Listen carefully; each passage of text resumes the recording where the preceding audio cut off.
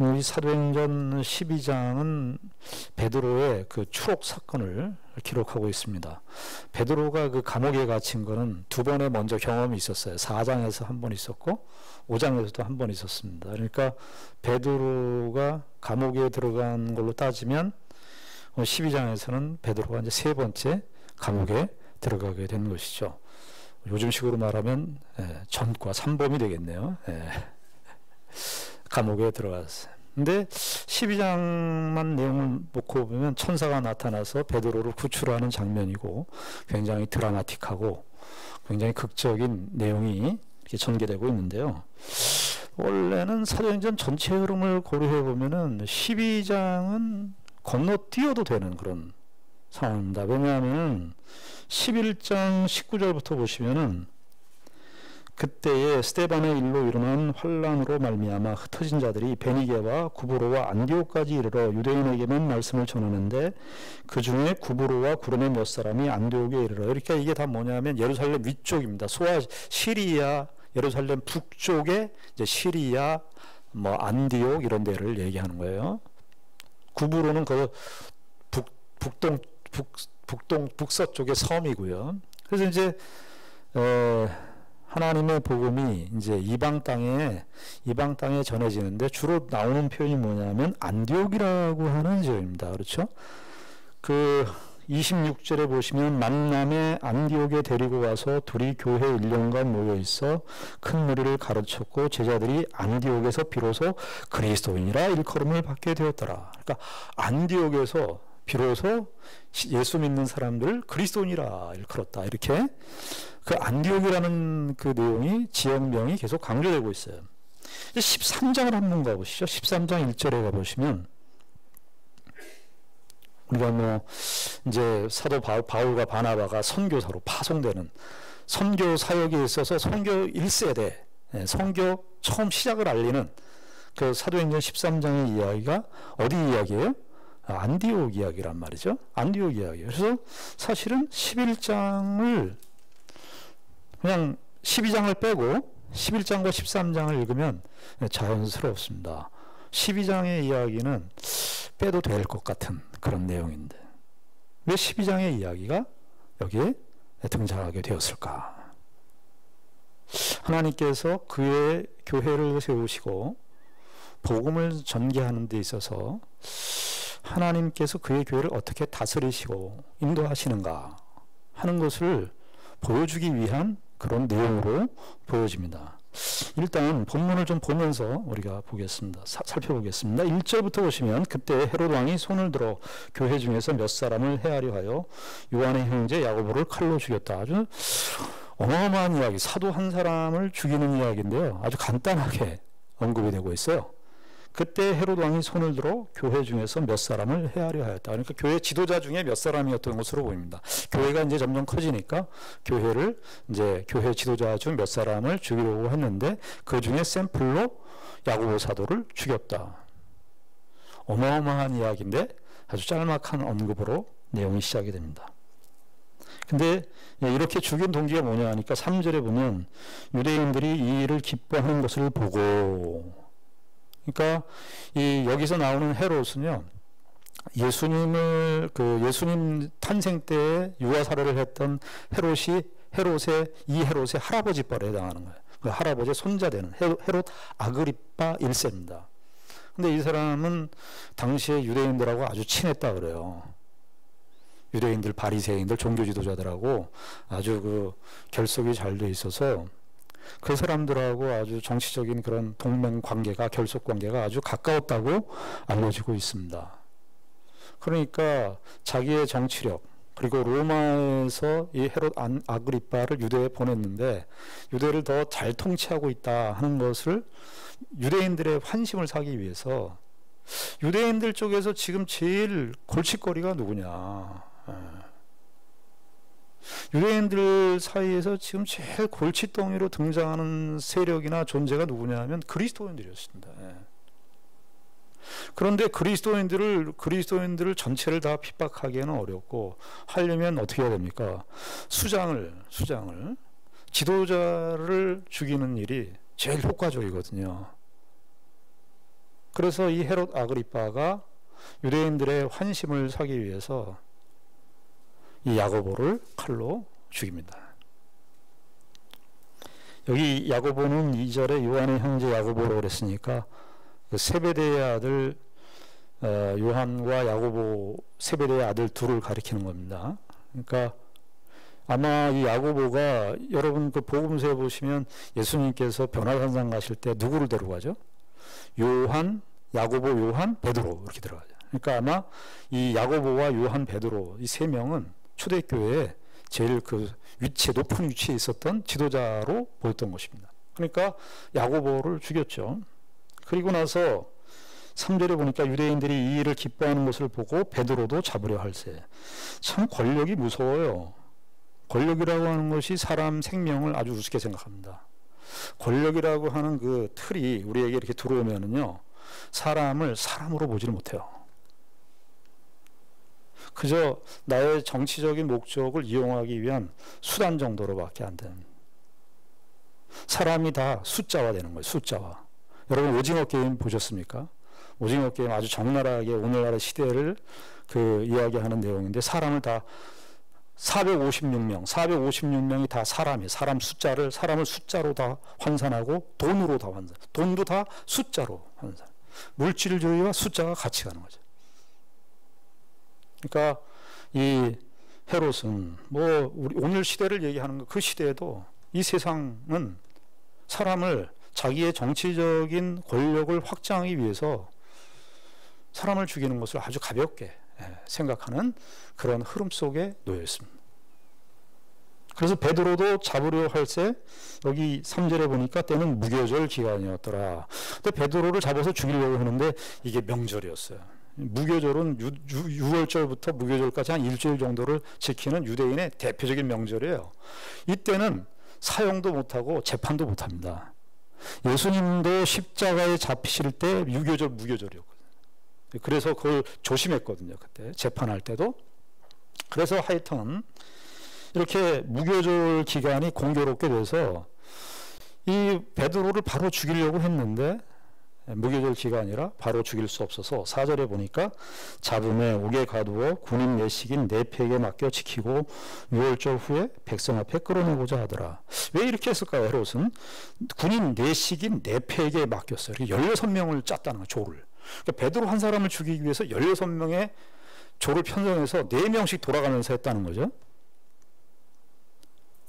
그러니까 아마 아까 제가 말씀드렸듯이 베드로가 4장에서도 한번 옥에 갇혔고 5장에서도 옥에 갇혔는데, 그때 5장에서 옥에 갇혔을 때 주의 사자가 나타나서 그냥 베드로를 데리고 나간 것으로 짤막하게 언급했기 때문에, 아마 이 헤롯 아그리빠 입장에서 베드로가 2번의 그 추록의 경험이 있기 때문에 아마 어떤 그 베드로를 위시하는, 그때 초대교회에 이제 많은 사람들이, 교인들이 생겨났으니까 많은 사람들이 또 초대교회 공동체의 초대교회 교인들이 베드로를 또 구출하려고 어떤 행동을 하지 않을까, 아마 그런 염려 때문이었던 것으로 보입니다. 그래서 하여튼 4명씩 네팩에 맡겨 지키고 6월절 후에 백성 앞에 끌어내고자 하더라. 이게 이제 헤롯의 의도였습니다.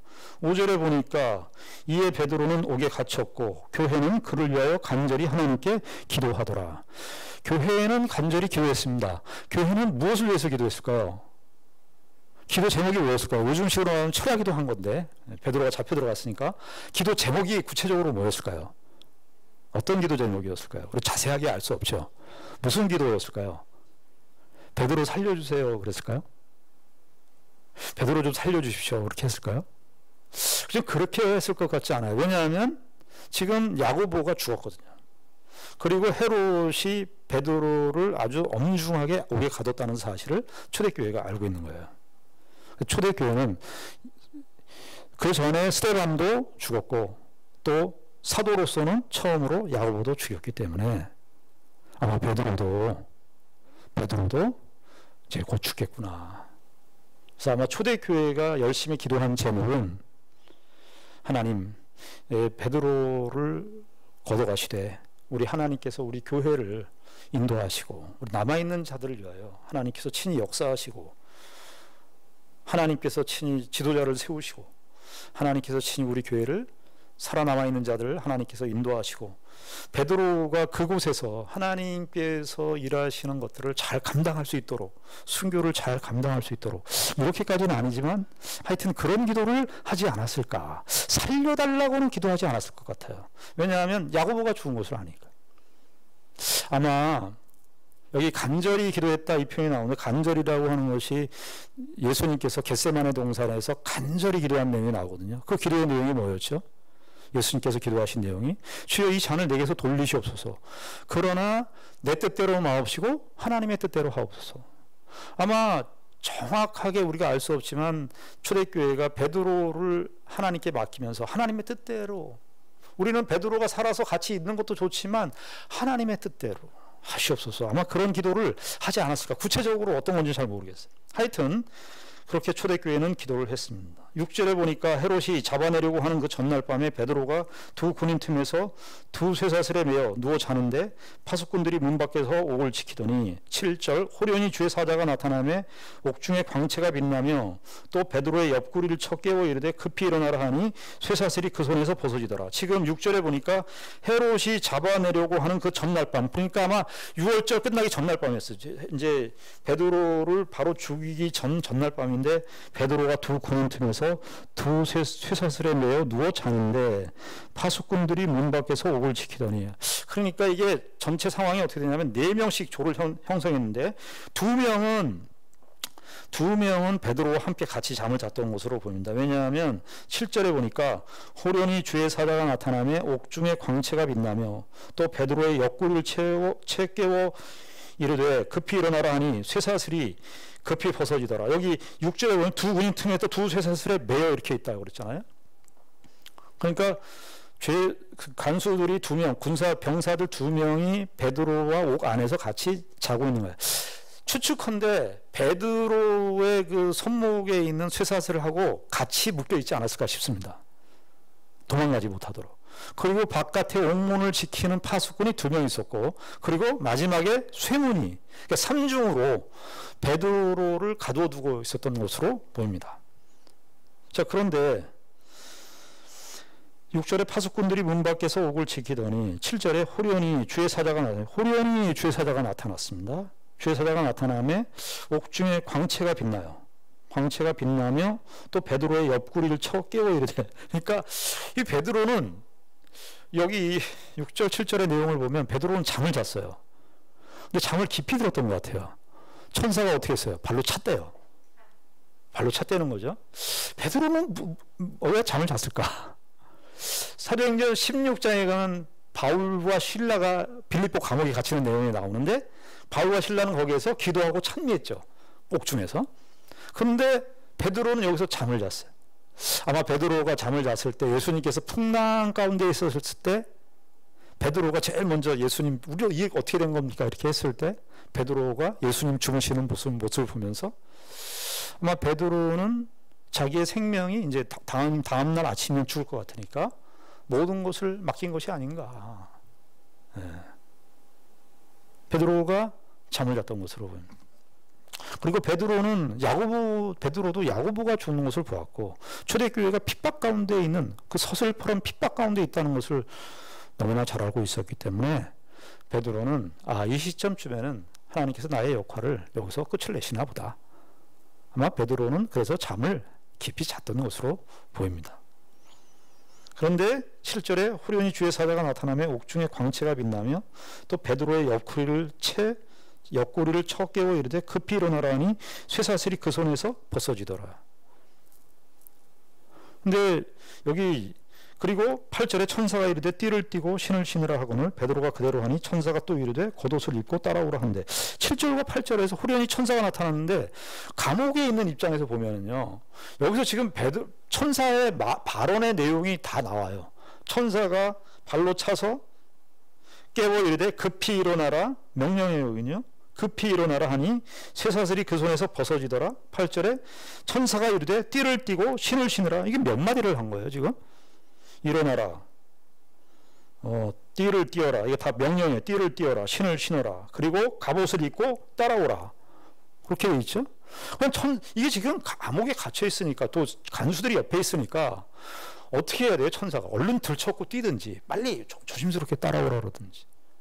그런 게 아니고 오히려 이 본문 이 사건에서는 천사의 행동이 두드러지게 부각되고 있고, 천사가 오히려 아주 침착하게, 광채가 딱 빛나는데 베드로 깨우면서 툭툭 치면서 일어나. 자, 띠를 띄어라, 신을 신어라, 옷 입고 따라와라, 이렇게만 해도 되는데, 신을 신어라, 옷을 입어라, 띠를 띄어라, 허리띠를 매라, 신을 신어라. 그리고 다 그대로 하니까 천사가 또 이르되 겉옷을 입고 따라와라. 참 천사의 행동이 갑자기 빨리 이 감옥에서 급박한 상황 속에서 막 위협 속에서 있는데, 갑자기 여기서 카메라가 속도를 멈추고, 카메라 속도가 이렇게 탁 멈춰서 천사가 베드로에게 깨우는 장면이 이렇게 클로즈업 되고 있는 장면 같은 느낌이에요. 그리고 9절에 보니까 베드로가 나와서 따라갑니다. 베드로가 나와서 따라갈 때 천사가 하는 것이 생시인 줄 알지 못하고 환상을 보는가. 베드로는 정신이 없는 거예요. 그렇죠? 환상을 보는구나, 이렇게. 10절에 이에 첫째와 둘째 파수를 지나, 이제 첫째 지키고 있었던 그 파수꾼들을 지나고 둘째 파수를 지나서 시내로 통한 쇠문에 이르니, 이제 쇠문은 이제 마지막 문이죠. 마지막 문이 있는데 문이 저절로 열리는지라. 여러분, 그 마트나 백화점에 가면 자동문 있잖아요. 자동문의 효시는 여기서부터예요. 예, 자동문의 효시는 여기서부터. 여러분, 자동문 들어가면 요거 생각하셔야 돼요. 아, 이때부터 자동문의 효시는 됐구나. 자동문이 이렇게 열려요. 쇠문이 열리는 거예요. 그 11절에 이에 베드로가 정신이, 이때까지도 베드로는 이게 무슨 일이지? 꿈인가 생시인가 이랬다는 거죠. 11절에 보니까 이에 베드로가 정신이 들어 이르되 내가 이제야 참으로 주께서 그의 천사를 보내어 나를 헤롯의 손과 유대 백성의 모든 기대에서 벗어나게 하신 줄 알겠노라 하면서, 12절에 보니까 깨닫고 마가라 하는 요한의 어머니 마리아의 집에 가니 여러 사람이 거기에 모여 기도하고 있더라. 이렇게 초대교회 공동체 계속 기도하고 있었어요. 그런데 베드로가 대문을 두드리는데 13절에 보면 로데라 하는 여자아이가 영접하러 나왔다가 14절 베드로의 음성인 줄 알고 기뻐하여 문을 미처 열지 못하고 달려 들어가서 말하되 베드로가 대문 밖에 섰더라. 그러니까 마가 요한의 집에 기도하고 있었는데 로데라는 여자아이가 베드로가 문을 두드렸는데 베드로의 음성을 듣고 깜짝 놀래가지고 문을 열어줄 생각을 못하고 거기 기도하고 있는 사람들에게 가서 베드로가 왔습니다, 베드로가 왔습니다, 그렇게 얘기했다는 거예요. 15절에 보니까 그들이 말하되, 이제 초대교회 공동체 기도하는 사람들이 기도하다가 베드로가 왔다는 로데 여자아이의 말을 듣고 깜짝 놀라서, 무슨 얘기야? 15절에 그들이 말하되 얘가 미쳤다, 내가 미쳤다 하나, 미쳤다 하나, 여자아이는 힘써 말하되 참말이라 하니 그들이 말하되 그러면 그의 천사라 하더라. 이게 뭐냐 하면, 그 당시 때 유대교회 그 성경의 교리는 아닌데 유대교회 신학에 뭐가 있냐 하면 그 사람마다 천사, 수호 천사가 있다 그런 거예요. 그러니까 베드로가 정말 베드로냐? 베드로가 왔습니다. 베드로의 음성을 들었습니다. 로데라는 여자아이가 이렇게 말하니까 거기 초대교회 공동체 기도하는 사람들이 미쳤다. 아니다, 내가 베드로의 말을 들었다. 그러면 수호천사다. 그렇게 이야기를 한 것이, 베드로는 죽었고 수호천사다, 이렇게 생각했을 거예요. 그렇게 말한 것이죠. 그런데 16절에 보니까 베드로가 문 두들기를 그치지 아니하니 그들이 문을 열어 베드로를 보고 놀라는지라. 베드로가 그런데 계속 문을 두들기는 거예요. 문을 열어보니까 베드로를 보고 다 놀랐어요. 이게 놀라는 게 뭐 때문에 놀랍니까? 여러분, 우리가 기도할 때 기도 제목이 이루어지면 놀랍죠. 기도 제목이 이루어지면 놀랍잖아요. 근데 여기는 기도 제목대로 이루어지지 않았어요. 기도 제목대로 이루어진 적이 없어요. 베드로가 살아있을 거라는 생각을 하지를 못했어요. 적어도 베드로가 살아달라는 기도를 하지 않았던 것으로 보여요. 여러분, 정말 놀라운 것은 기도 응답되지 않았을 때가 더 놀라는 거예요. 더 다른 차원의 기도 응답이 이루어지는 거예요. 내가 기도한 것이 기도에서 응답이 되는 것도 놀랍지만 내가 기도했는데 그것도 다른 측면의 기도 응답이 이루어지는 것이 더 놀라운 것입니다. 초대교회가 지금 그걸 경험하고 있는 거예요. 자, 그런데 17절에 베드로가 그들에게 손짓하여 조용하게 하고 주께서 자기를 이끌어 옥에서 나오게 하던 일을 말하고 또 야고보와 형제들에게 이 말을 전하라 하고 떠나 다른 곳으로 가니라. 이렇게 베드로가 이 천사로부터 구출을 받고 초대교회 공동체에 가서 뭐라고 얘기했냐면, 이거를 내가 지금 이 일을, 내가 겪은 이 일을 이 야고보는 이 12장 초들에 나오는 그 제자 야고보 말고 예수님의 형제 야고보입니다. 나중에 이제 초대교회의 사도로 쓰임 받는 예수님의 형제 야고보입니다. 그 형제 야고보와 형제들에게, 지도자들에게 이 말을 전하라 하고 베드로는 떠납니다. 그리고 18절에 보니까 나리샘의 군인들은 베드로가 어떻게 되었는지 알지 못하여 적지 않게 소동하니 헤롯이 그를 찾아도 보지 못하며 파수꾼들을 신문하고 죽이라 명하니라. 헤롯이 유대를 떠나 가이사라로 내려가서 머무니라. 그러니까 자, 이 흐름이 어떻게 됩니까? 이 감옥에서의 사건을 베드로 당사자는 알았습니까? 몰랐습니까? 이렇게 된다는 것을 전혀 몰랐어요. 아무도 몰랐어요. 헤롯은 알았습니까?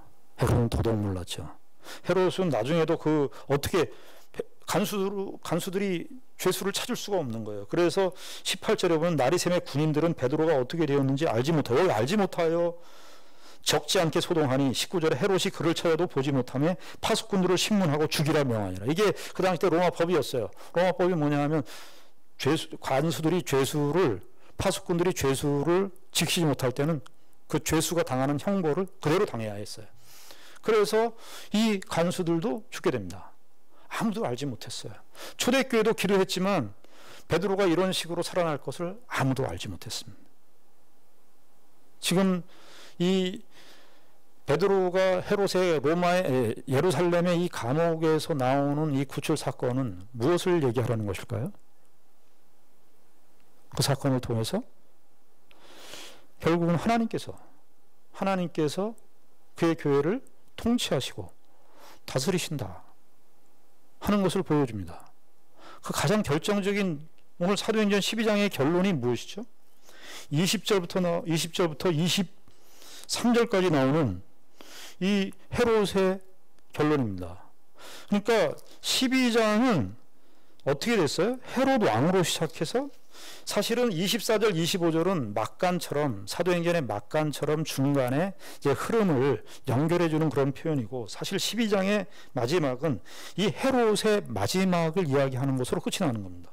근데 20절부터 23절까지 보면 헤롯이 두로와 시돈 사람들을 대단히 노여하니 그들의 지방이 왕국에서 나는 양식을 먹는 까닭에 한 마음으로 그에게 나와 왕의 침소 맡은 신하 블라스도를 설득하여 회복하기를 청한지라.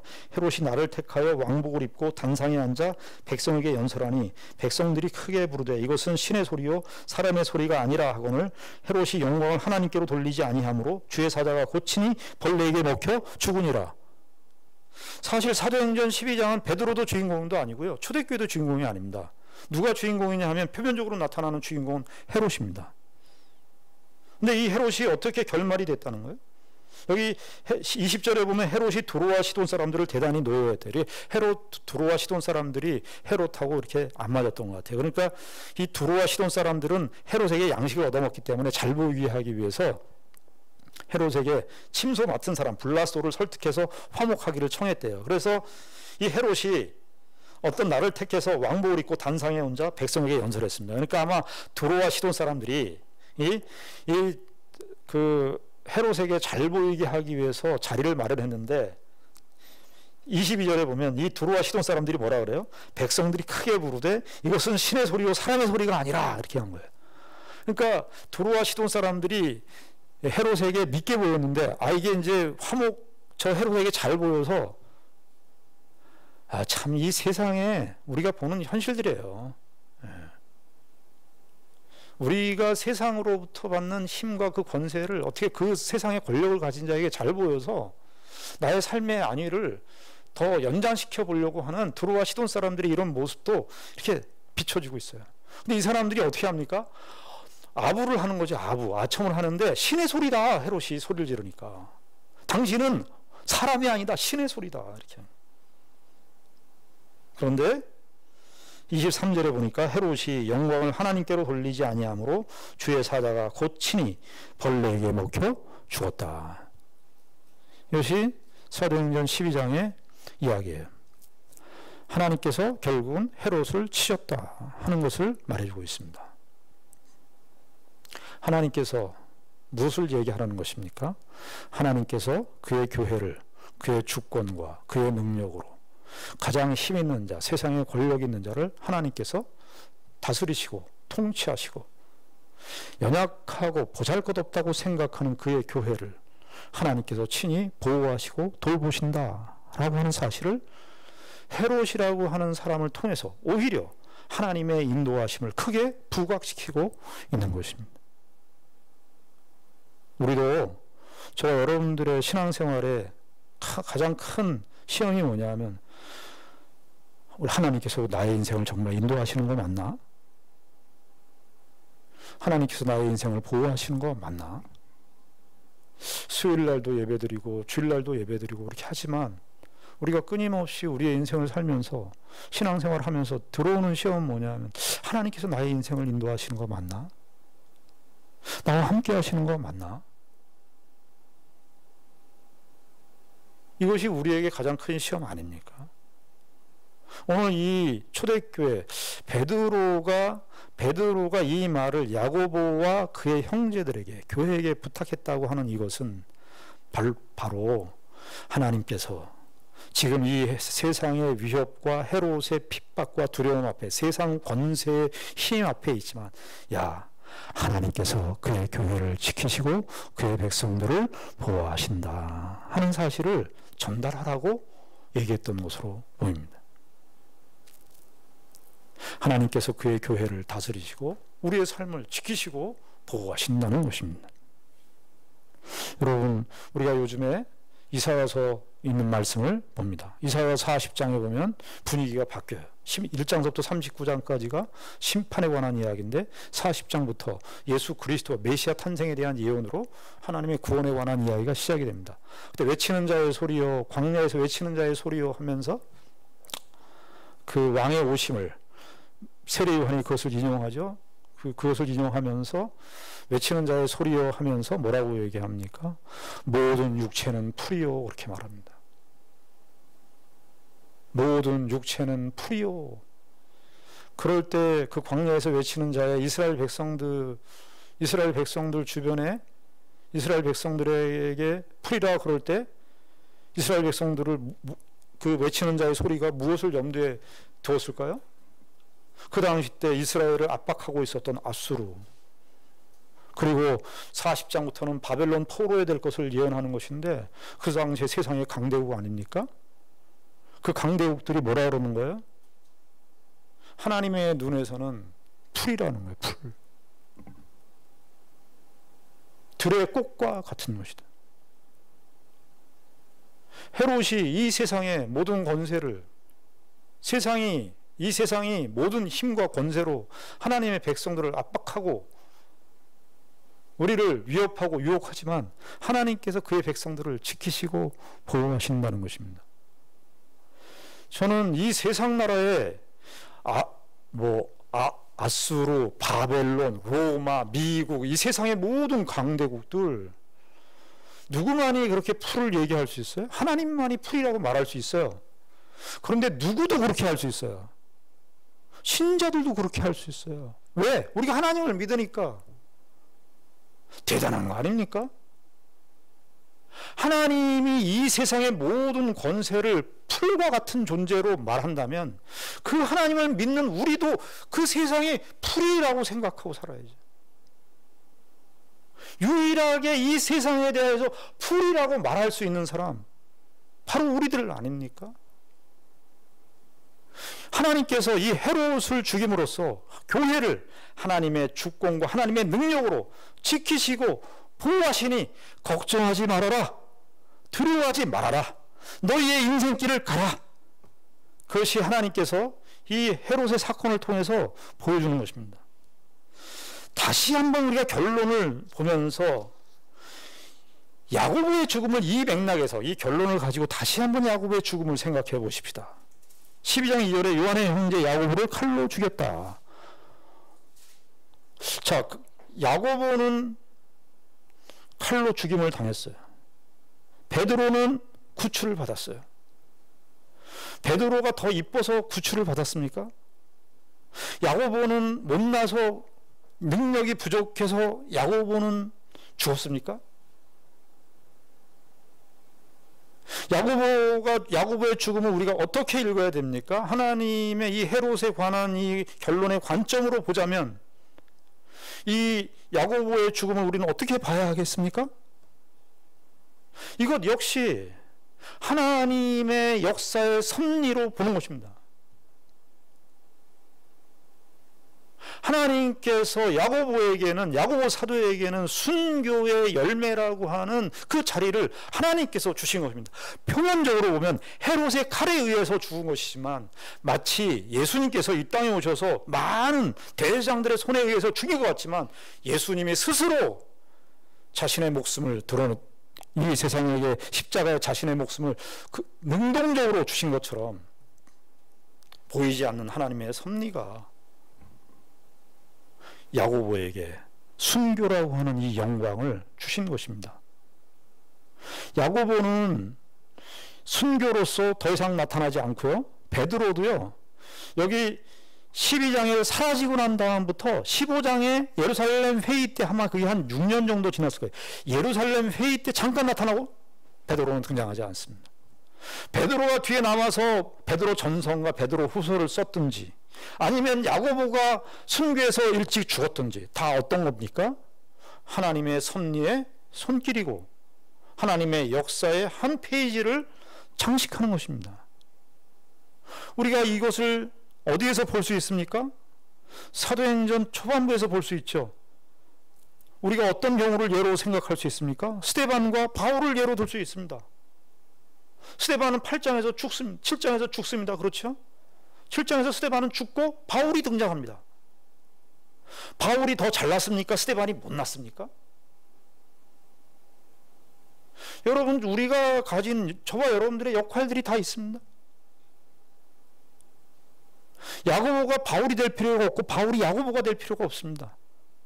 베드로가 야고보가 될 필요가 없고 베드로가 스데반이 될 필요가 없죠.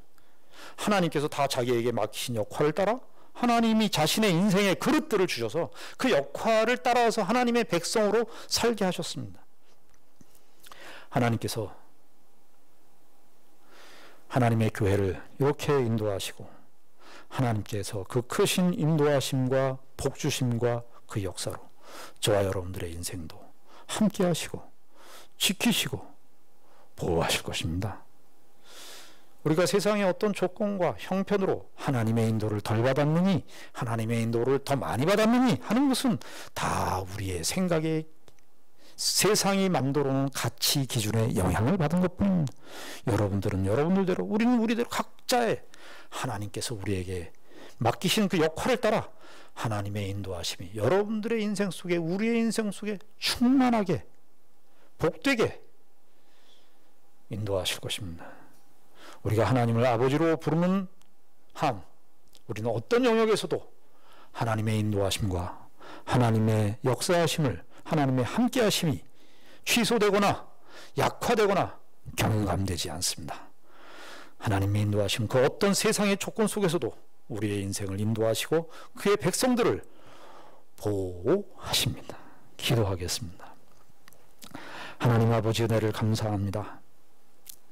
주께서 그의 교회를 또 그의 백성들을 다스리시고 인도하시고 역사하시는 분이십니다.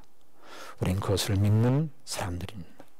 이 세상의 수많은 변화와 우리 개인의 삶 속에서 여러 가지 과정들 우리가 예측치 못하는 그런 현실들을 만날 때라도 이 말씀을 통해서 하나님께서 우리의 인생을 지키시고 보호하시는데 부족함이 없으시며 우리의 어떤 조건과 어떤 정황 속에서도 하나님의 크신 인도하심으로 우리의 생애를 인도하신다 라는 그 믿음으로 우리의 인생을 살게 하여 주시옵소서. 예수님 이름으로 기도드리옵나이다. 아멘.